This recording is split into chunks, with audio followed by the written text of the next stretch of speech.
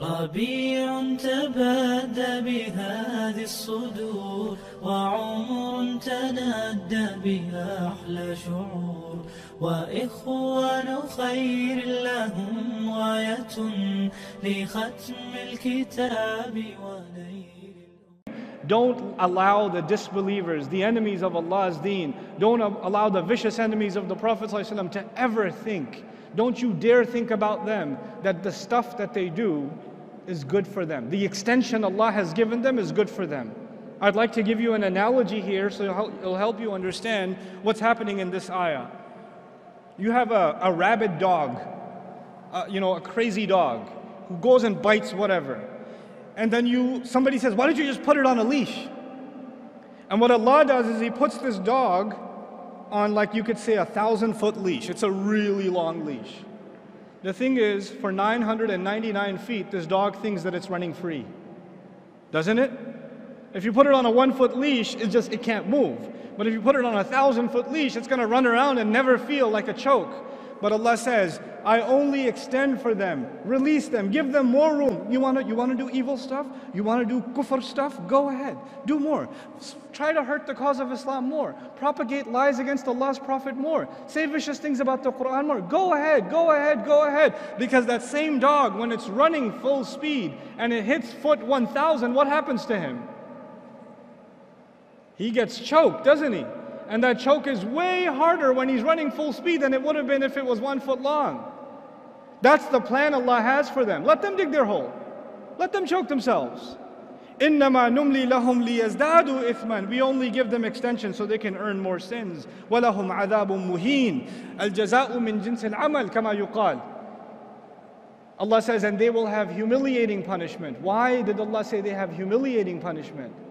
Allah usually says great punishment, painful punishment, but this time He says humiliating punishment. Why? Because when they try to humiliate the deen of Allah, then the only fair punishment is that they shall face humiliating punishment.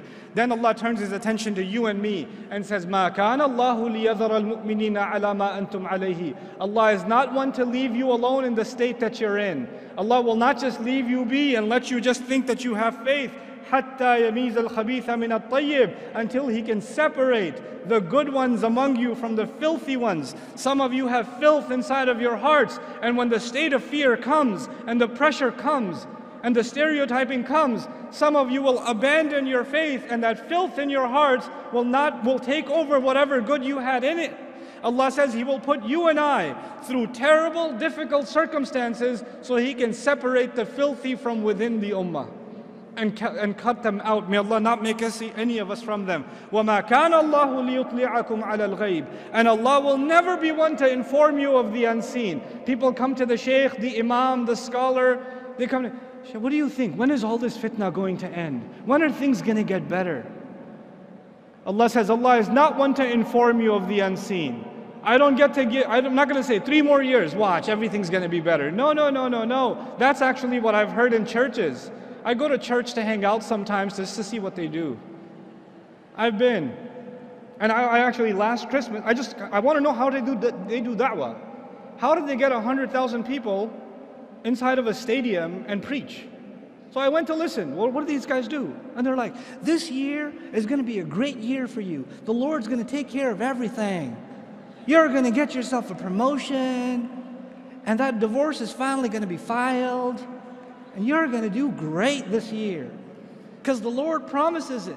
I was like, what? Lord promises this year is going to be great? We don't have that in Islam. Like, is this year going to be better than next? When is Allah going to finish this fitna? Or when are things going to get better? Allah told us very clearly, so we're not deluded and we don't even ask that question. Allah will never be one to tell you what's going to happen in the unseen. And the future of the ummah is in the unseen. وَلَكِنَّ اللَّهَ يَجْتَبِي مِن رُسُلِهِ مَن يَشَاءُ. However, Allah does select from His messengers whoever He wants. Meaning Allah chose His messenger and decided to tell him what you need to know. Focus on what Allah told you and not what Allah did not tell you. Don't get obsessed with things that Allah Himself didn't give you. If it was valuable for you, Allah would have given it to you. So don't be so obsessive compulsive about unnecessary details. فَآمِنُوا بِاللَّهِ وَرُسُلِهِ وَإِن تُؤْمِنُوا وَتَتَّقُوا فَلَكُمْ أَجْرٌ عَظِيمٌ. Then just believe in Allah and His messenger. And if you can continue to believe and continue to be fearful only of Allah, then you will have great punishment, great reward rather. What else do you want? Just have faith and be fearful of Allah. In the most toughest of times, Allah is telling you that's the only two things you're going to need. Everything else will work itself out. Don't focus on the problem.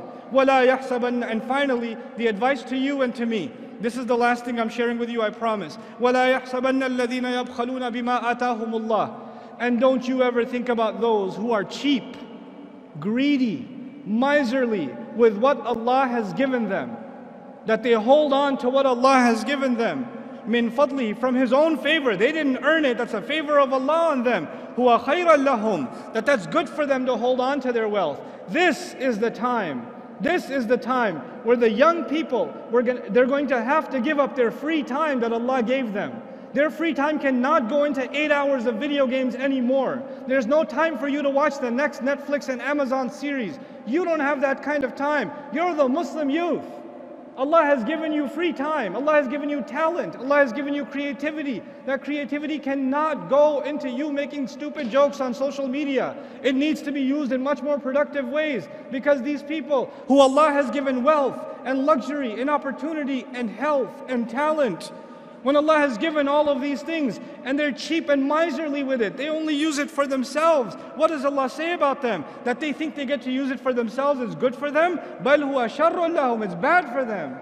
سَيُطَوَّقُونَ بِمَا بَخِلُوا بِهِ يَوْمَ الْقِيَامَةِ. The very things they were cheap with, the very things they were greedy with for their own, are the very things that will be turned into a rope around their necks, choking them on the day of resurrection.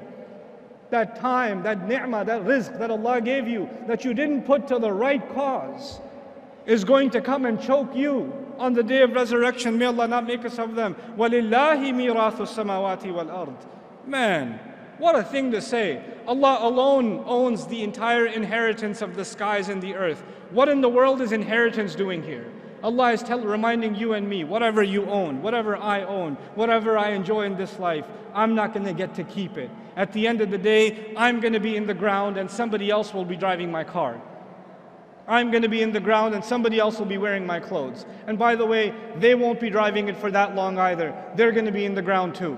Somebody else will be living in that house 100 years from now. Somebody else is going to be, eating the fruit of that tree that I have in my backyard. It's not going to be mine. And at the end of it all of it will be given in inheritance back to Allah. It's Allah's.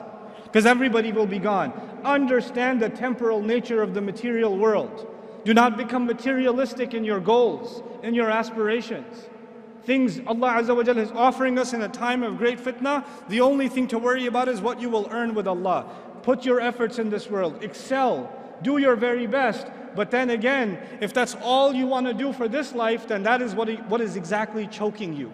It's going to choke you. It's going to destroy you. Our deen is so beautiful, such a balance between what we want in the next life and what we get in this life. It merges the two of them. We're not just people of akhirah and we're not just people of dunya. We're people of Rabbana atina fid dunya hasana wa fil akhirati hasana. وَقِنَا عَذَابَ النَّارِ. And so Allah Azza wa Jal concludes, as I conclude in this passage, وَاللَّهُ بِمَا تَعْمَلُونَ خَبِيرٌ. And Allah has full news and full account and a full perspective on everything that you're doing. And that's a comment to the ummah. I know what you're doing. I know what you're doing when you've been hit with injury. I know whether or not you are becoming people of Jannah. I sincerely remind myself and I remind all of you that this Quran is a living document. It's a living book. It will inspire, it will empower, sometimes it will scare, sometimes it will set you straight and calibrate you. It is not a drug. Like, in modern philosophy, religion is the opiate of the masses. So you turn to religion to feel better about yourself. Yes, the book of Allah will make you feel better about yourself. But sometimes you just need to get a slap in the face and get set out straight. And the book of Allah will give you that too. It'll give you what you need, because Allah is your Rabb. He's your master. He doesn't have to cater His message to what might make you feel better. He'll cater the message to what you need, what your heart needs. And this time Allah is basically telling the ummah, in the middle of this crisis, grow a spine, Get strong. Don't be afraid of anybody else. Prove yourself to Allah, and none of the efforts you do will go unacknowledged. May Allah Azza wa Jal make us a courageous ummah and make the young people that are no doubt going through trials that I as a youth in America did not go through. Their trials are much harder than mine were. May Allah Azza wa Jal make them a source of confidence and a revival of this faith for the ummah around the world, really around the world. I make so much dua for the youth in America, the Muslim youth in America, that they are the light by which there will be nur spreading all over this ummah. And so many of them are sitting in this audience. My du'as are with you, my prayers are with you. I'm so very proud of you. So what if you've made mistakes in the past? So what if you haven't realized your potential in the past? That's okay, you're still breathing, which means Allah still has hope in you. If you were a lost cause, you wouldn't be breathing anymore.